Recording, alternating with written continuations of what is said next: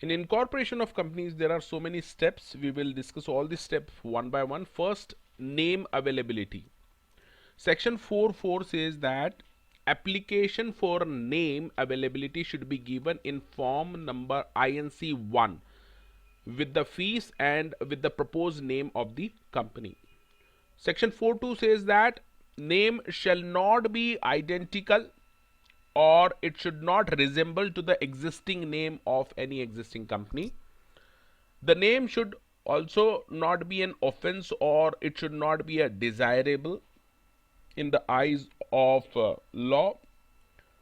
4.3 says that name shall not be registered if it shows any connection with the government or it's a special word unless such approval from central government is obtained for such special word.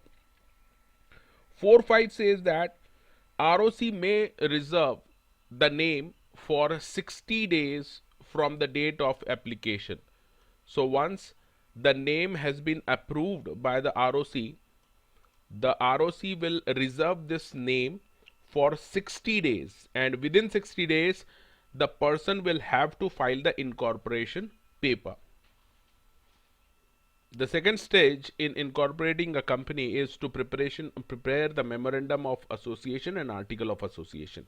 The memorandum of association must contain the following clauses. First is the name clause.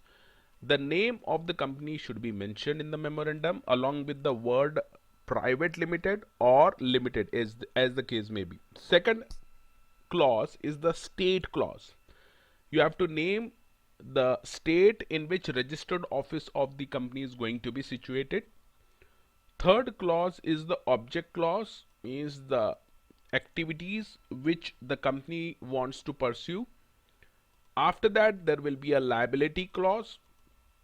If the company's liability is limited, you have to mention it is a limited liability, limited by share or guarantee, or if it is unlimited, then you have to mention that it is unlimited company. Another clause is capital clause. If the company is having the share capital, this clause you have to mention the structure of share capital, that is the number of shares and the face value of each share. After that, the important clause which has been inserted by New Companies Act 2013 is the nomination clause. This is applicable only in case of one person company, and in this clause you have to give the name of nominee, that is other person, as a nominee in case of one person company. And the last is subscription clause. Apart from memorandum, you also have to draft the articles of association. Article of association contains the general rules and regulations of the company. After the name availability and preparation of memorandum and article, the third step is filing of document with the ROC. Following are the list of documents you have to file with the ROC. First, application for incorporation. It should be in form INC 2. But in case of a one person company, it should be INC 7. Then copy of memorandum and article duly signed by the subscriber should be filed. Declaration from professionals, it should be in INC 8. Affidavit from the subscribers, it should be in INC 9. Verification of address of registered office should be in INC 22. Particulars of subscribers and then particulars of first director along with the consent to act as a director should also be filed. And lastly, the power of attorney should also be filed along with the application for incorporation. Once the ROC is satisfied about the documents, the ROC will issue the certificate of incorporation. ROC will also allot the CIN, that is the corporate identity number. It will be mentioned in the certificate of incorporation. Every company will have to preserve the incorporation documents, that is incorporation paper, till its dissolution. One important question that can be asked in the exam from this chapter is whether the certificate of incorporation is a conclusive evidence that the company exists. So here you have to write that Once the certificate of incorporation is issued, it means that all the requirement of the act has been complied and nobody can question about the existence of the company once the certificate of incorporation has been issued by the ROC. There are two important decided case laws which you can quote in this case is Jubilee Cotton Mills Limited and Musa versus Ibrahim. However, you have to remember that conclusive evidence means that the company exists. It just shows that the company exists. It does not legalize the illegal object as it was decided in Performing Rights Society Limited case. So in this case also you have to write that although certificate of incorporation is the conclusive evidence, but it does not mean that whatever illegal objects mentioned in the object clause will become legal. Next is that what will happen if somebody gives the false information at the time of incorporation. So there are provisions mentioned under section 7. 7.5 says the person furnishing the false information will be punishable for fraud under 447. Similarly, the promoter, first directors and person giving declaration at the time of incorporation will also be punishable for fraud under 447. 7.7 says that the power of tribunal. The tribunal may pass following order on the application made to it. So power may include regulation of management, liability of members can be made unlimited. It can order to remove the name of the company from the register, or it can also order the winding up of the company, provided whenever the tribunal will pass such order, it will give the opportunity of being heard and should also consider the transactions already entered by the company and its obligations. Now, one important question that can be asked in the exam is special provision with regard to incorporation of one person company. So these are the main provisions. Subscriber will have to nominate the nominee in form number INC2. Written consent of the nominee will be obtained in INC3. Nominee may withdraw his consent, that is his nomination, by giving a written notice to the sole member as well as to one person company. Remember, these two are different. Sole member and to one person company, he can give the written notice about withdrawal of nomination. Within 15 days of such withdrawal, sole member will nominate another person as nominee after taking a written consent of such another person in INC3 and inform the one person company.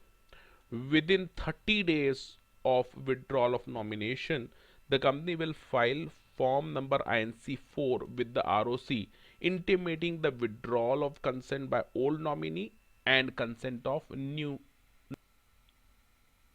The sole member can also change the nominee in similar fashion by giving the written consent of the new nominee to the one person company. Within 30 days of such change, the one person company will file INC4 to ROC intimating the change of nomination. You have to remember one thing, that any such change in the nomination does not amount to alteration in the memorandum of association. Now, what will happen when the sole member ceases to become a member? It may happen because of the death or incapacity to contract of the member. The nominee will become the member, and within 15 days of such event, the nominee will nominate the other person as nominee after getting a written consent of the another person in INC3, and within 30 days file INC4 to ROC intimating the cessation of membership of sole member and about the new nomination. The word one person company must be mentioned in the brackets below its name wherever its name is painted, affixed or engraved as per section 12. This is another question which can be asked is what are the special provision for incorporating a association not for profit or section 8 companies. So there are rules, rule number 19 and 20 of Companies Incorporation Rules 2014. You have to code in this case. Rule number 19 says that for any new company as an association for not profit, The application should be made in INC 12. The copy of memorandum of association should be in INC 13. The declaration by professional should be in INC 14. And the special point is that it should also give the estimate of future income for next 3 years along with the sources of income and object of its expenditure. And the declaration by each person making the application should be in INC 15. Rule number 20 covers the extra point for existing company to be converted into section 8 company. So these are the extra points. Rule number 19 के points आपको लिखना है. Apart from this, extra points are copy of last 2 years financial statement, that is director's report, balance sheet, P&L and auditor's report should be submitted. Details of its assets and liabilities should also be given. It should be latest of 30 days. Information about assets and liabilities. A resolution passed in the meetings of board or general meeting should also be attached. Within a week of making the application, it should publish a public notice in newspaper and also mention in the website. This notice, this public notice should be filed with the ROC in INC 26. After 30 days from the notice, ROC will decide about whether the license should be given to such company or not.